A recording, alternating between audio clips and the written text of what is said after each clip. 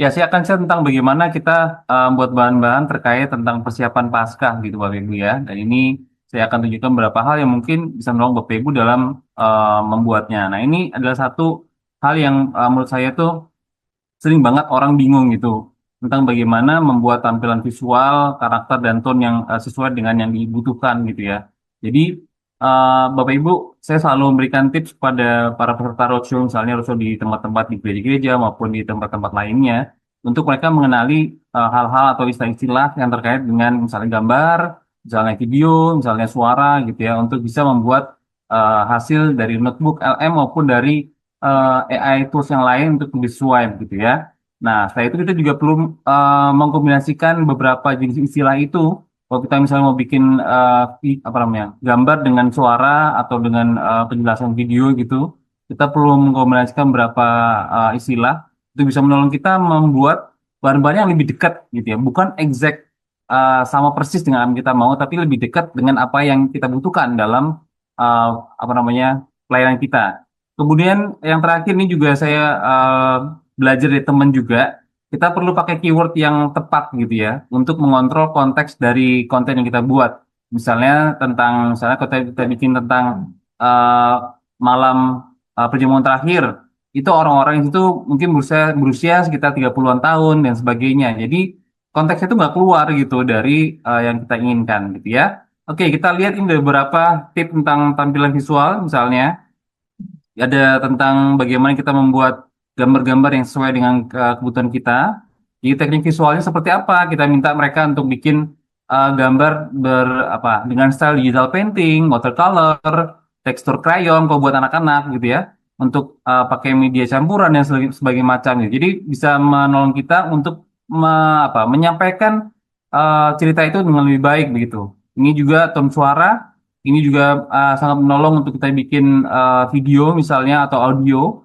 Jadi kalau kita mau sampaikan tentang apa namanya penyampaian Tuhan Yesus misalnya, kita nggak mungkin pakai moodnya yang cerah atau hangat begitu ya. Dan kita bisa pakai yang gelap, dramatis atau epic gitu untuk menolong menyampaikan ceritanya. Kemudian berikutnya ini adalah karakter suara yang perasaan dominan dalam suara yang muncul dari audio kita. Kayak misalnya kayak ini hampir mirip ya dengan yang tadi ya, dengan tone-nya gitu ya. Tapi di sini mungkin lebih pada karakter suaranya itu sendiri, bukan dari nada suaranya gitu, untuk bisa menyampaikan pesan yang kita sampaikan. Nah, ini adalah keywords yang kalau kita pengen bikin tentang Paskah misalnya, ini adalah keywords yang sangat baik gitu ya. Mungkin cantumkan dalam prompt untuk tetap mengacu pada hal-hal terkait Paskah, misalnya persiapan Paskah, Minggu Sengsara gitu ya, doa puasa, dan menuju salib dan sebagainya. Jadi nanti kalau Bapak Ibu bikin, itu jangan cuma bikin buat cerita Paskah dari bla bla bla bla untuk anak umur sekian gitu, tanpa ada penekanan apa namanya poin-poin fokus-fokus yang perlu dibuat oleh AI itu sendiri gitu ya. Nah, ini adalah contoh prompt infografis yang saya buat di Notebook LM. Saya sampaikan di sini ada beberapa hal yang penting kayak misalnya merekanan ini ya anak domba, penebusan ini tadi tentang keywordnya, kemudian gaya ilustrasi datar minimalis ini untuk apa namanya eh, artnya, clean line art, kemudian palet warna pastel hangat, ini juga bisa menolong untuk nanti bisa kasih buat orang-orang dari berbagai usia, karena tujuan saya adalah untuk jemaat gereja dan keluarga. Berikut adalah hasil yang diberikan oleh Notebook LM, Bapak Ibu sendiri bisa lihat warnanya pastel, kemudian juga jelas gitu ya.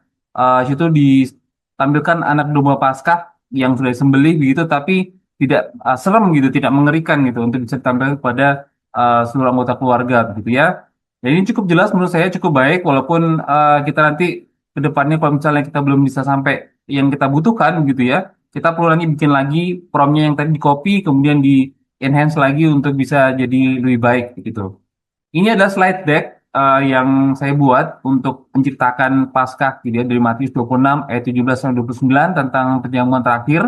Jadi saya udah bilang bahwa di apa namanya promnya kita perlu berikan konteks ya. Kalau yang di poin kedua tuh saya tambahkan konteks tokoh-tokohnya konsisten, usianya sekitar 30 tahun dengan ekspresif, emosional yang jelas dan sajikan berurutan dan kohesif gitu.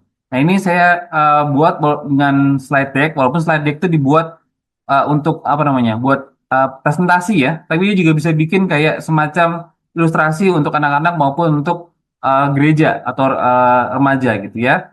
Berikut contohnya, ini adalah hasil dari notebook LM, cukup jelas menurut saya di depan, ada judulnya, kemudian ada subjudulnya, sebuah refleksi visual berdasarkan Matius 26 ayat 17 dan 29.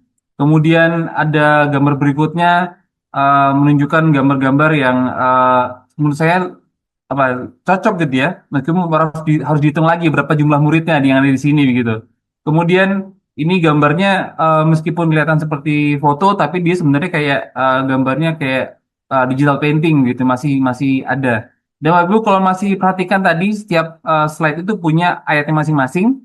Kemudian ada juga cerita di bawahnya. Kayak ini berikut juga. Ini ada scripture text-nya, ada reflective narration-nya untuk menjangkarkan cerita itu visual ini pada visual Alkitab itu sendiri gitu ya.